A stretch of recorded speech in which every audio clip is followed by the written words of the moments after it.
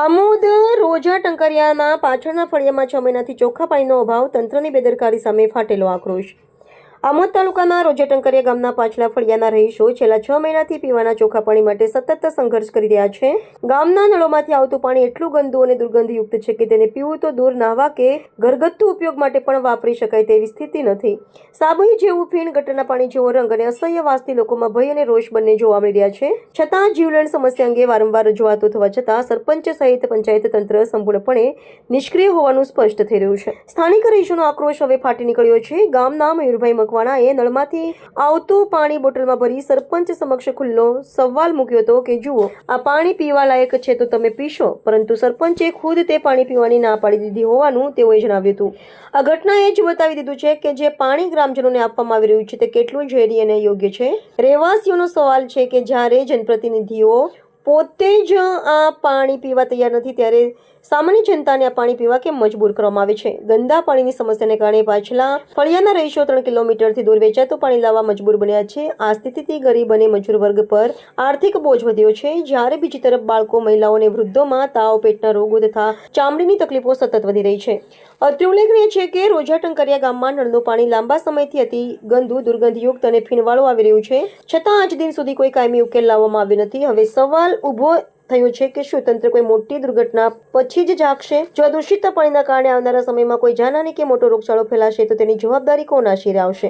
ગ્રામજનોની ઉગ્ર માંગ છે કે જવાબદાર અધિકારીઓનો તાત્કાલિક મેદાનમાં ઉતરી શુદ્ધ પાણી પુરવઠાની વ્યવસ્થા કરે, નહીં તો આ ઉદાસીન વહીવટીતંત્ર સામે લોકોનો રોષ વધુ ઉગ્ર બનશે।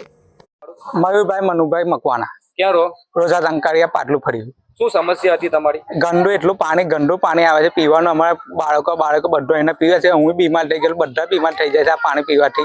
અમારે કઈ જવામાં 3 કિલોમીટર દૂર જવાનું છે। એટલું અમારી સમસ્યા દૂર કરવાના પછી સરપંચ, ડેપ્યુટી સરપંચ કે તમે રાજીનામું આપી દો, તમારાથી કામ ના થતું હોય રાજીનામું આપો। અમે બધું એવું કહેવા માંગે છે કે અમે વેરો બધું ભરીએ તો અમારી સત્તા અમારે આ બધું પાણી પીવાનું રહેશે। અમારે 3 કિલોમીટર દૂર જવાનું તો અમારે ખર્ચો કોણ હાલશે? અમે બીમાર થાય તો આરોગ્ય કેન્દ્ર સરકાર હશે, મામલેદાર એને ચાન્સ કરશે કે શું કરશે? સમસ્યા કોણ જવાબદારી લેશે? પાણી કેવું આવે છે? એકદમ ગંદુ ને ફીણ વાળું હાબુ જેવું પાણી આવે છે। કેટલા સમયથી આ સમસ્યા? 6 મહિનાથી એવું સમસ્યા છે। તો હજુ કોઈને રજૂઆત કરી? સરપંચને કહેલી છે, ડેપ્યુટી સરપંચને કહેલી, પણ તોય મામલેદારને કહેલી છે ખુદ, તો એનું સમાધાન આવતું જ નહીં। શું જવાબ મળે છે તમને? સરપંચ પાસે જે બાટલ દેખાડે પાણી તો કે એવું કે મેં કીધું કે કેટલું ગંદુ પાણી કે તમે પીવો તો અમે કઈ ના પીએ? કે સરપંચ કે હું કઈથી પીવાનું એવું પાણી? તો અમે કઈથી પીએ? મગું તમે નહીં પી શકતો તો અમારે કઈ ના પીવાનું? હવે એનું નિરાકરણ લાવો કે એવું કહેવા માંગે છે તમારે જે રજૂઆત કરો તે કરો, એ તો જાહેર થશે ને નહીં થાય એવું કહેવા માંગે છે। એને સમાધાન એવું કે લાઈન બદલી, આ બદલી, પણ લાઈન તમે બદલી તો પછી આવું કેમ પાણી આવે? એવું કે તમે નિરાકરણ આવી ગયું તો પછી કે ના આવે? તમે 6 મહિનાથી રજૂઆત કરી તો હજુ કઈ એનો નિરાકરણ આવતું જ નહીં પાણીની। આખા ગામમાં આવી સમસ્યા છે કે ખાલી તમારા? ના, અમારા ફળિયામાં જ ખાલી સમસ્યા છે, જેનો પેલું અમારે કુંડીનું છે તે ત્યાંથી મિક્સ થઈને પાણી આવે છે। એ કુંડીનું નિરાકરણ ચેક કરે, લાઈન ચેક કરે, ત્યાંનું પડું મિક્સ થઈને પાણી આવે તો લાઈન બદલે એવી સમસ્યા છે અમારે। પેલું નવી લાઈન આવે તો અમારે પેલું ગંદુ પાણી આવતું બંધ થાય।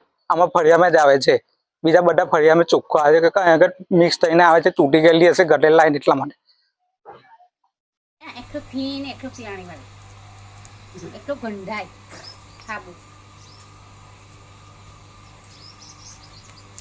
બીજું હા મેં પાણી પડેલું છે, સિન્ટેક્સ ને બધું એવું પીનટ છે।